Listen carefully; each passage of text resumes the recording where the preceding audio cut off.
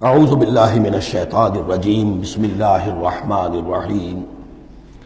اب یہ 5واں رکوع آ رہا ہے اور یہ ہمارے اس منتخب نصاب کا جو دوسرا حصہ ہے ایمان کی بحث، اس کے ضمن میں یہ بہت اہم درس ہے۔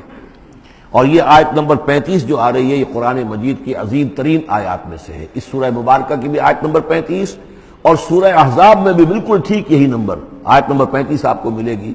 یہ ایمان پر اور وہ اسلام کی کیفیات پر قرآن مجید کی عظیم ترین آیات ہے۔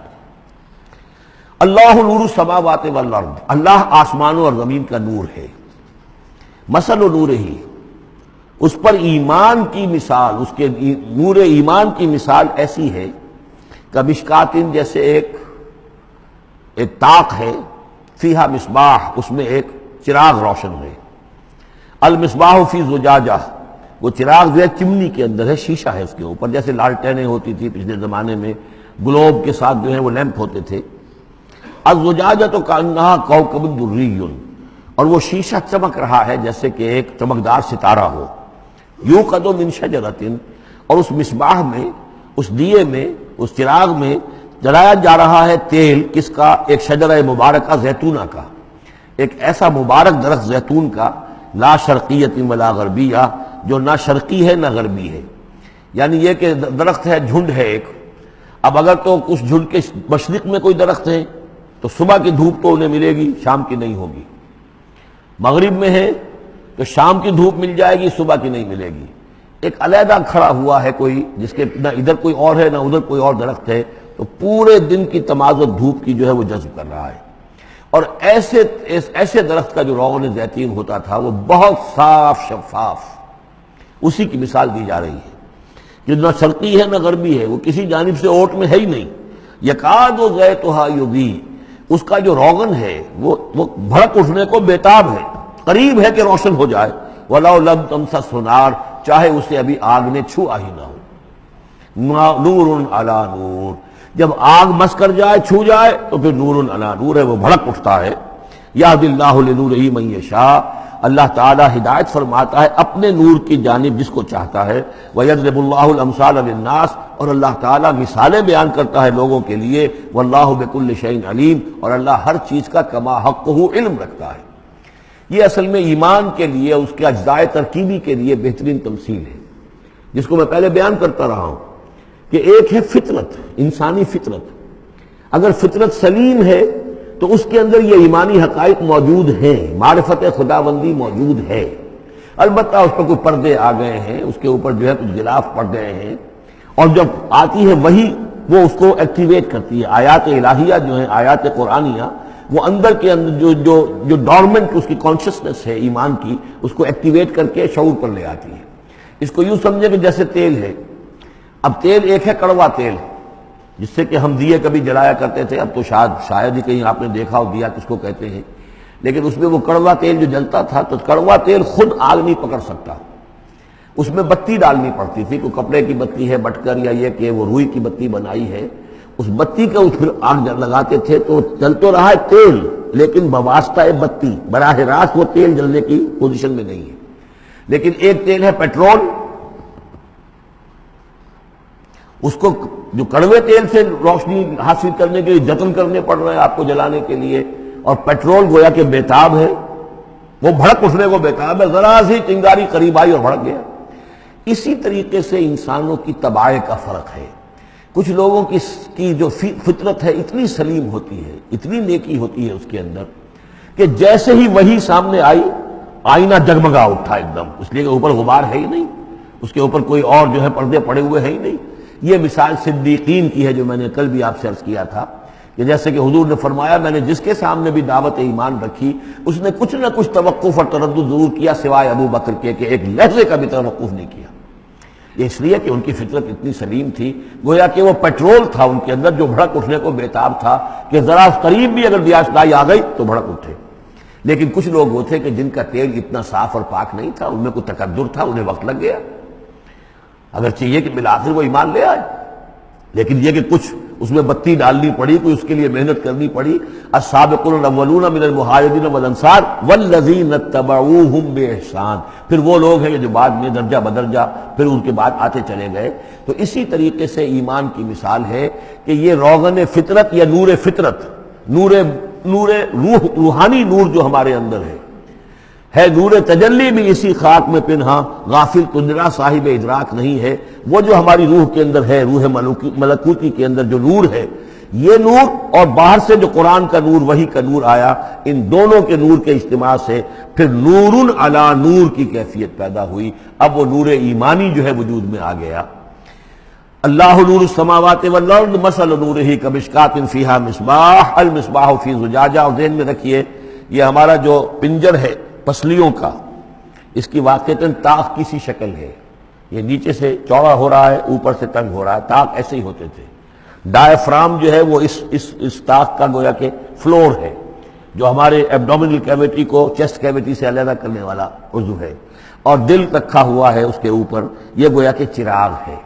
اس دل میں نور ایمان ہوتا ہے، اس دل کے اندر جو ہے وہ اللہ کا نور، اور یہ نور بنا ہے دو چیزوں سے، ایک وہ نور فطرت جو اس کے اندر موجود تھا، اس کی روح کے اندر، اور ایک نور وحی۔ ان دونوں کے اجتماع سے نور علی نور، وہ نور جو ہے وہ نور ایمان کی شکل میں اس قلب کے اندر جو ہے وہ جاگزی ہوا اور قلب منور ہو گیا۔